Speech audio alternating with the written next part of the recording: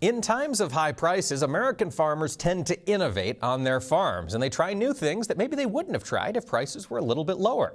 Well, Chad Colby has been looking into that, and for this week's tech segment, he brings us a conversation with a grower who's been working on something new.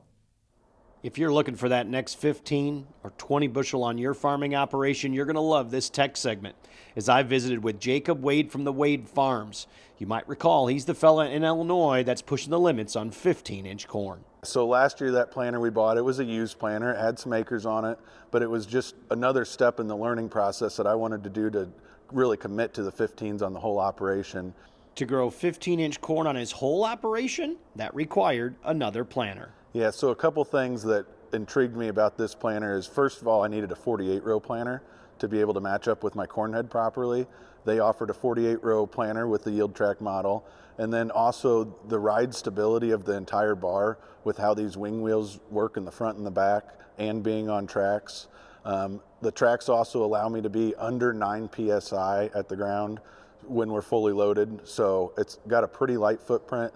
And we've planted into the tracks. These tracks are on 88-inch centers, so we're planting right into them. And we had no emergence issues at all in our conventional tillage ground.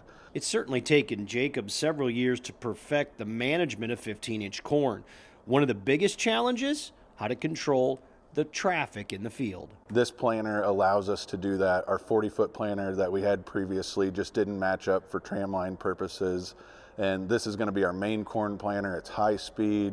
We're going to be able to do 2 different liquid systems. We're going to be able to nurse it on the go with the 360 sprint system.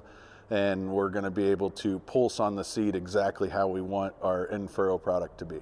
It certainly takes a different level of management planting, but that's only the beginning.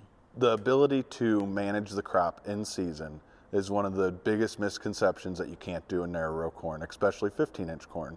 And we have been able to side dress this 2 different times in season, all the way up to tassel. We can still spray all of our fungicide in season. Population for us has changed throughout this process. We started out at 38,000, then we kind of tweaked it up to 40, 42, and a little bit depending on hybrid, we've bumped it up a little bit higher or maybe back down to 38. Some hybrids don't respond to the higher populations, but when you increase the management, some hybrids absolutely do respond. And so over the last 3 years, we've kind of identified those hybrids and what they are. One of the most interesting things is that a flexier hybrid responds to narrow rows more than a semi-determinate hybrid. And that was kind of the opposite of what we were thinking in the beginning of our whole study. So not only is the math there to make this switch, but the agronomics in and out of the whole thing. The stalk quality is better. The plants are shorter.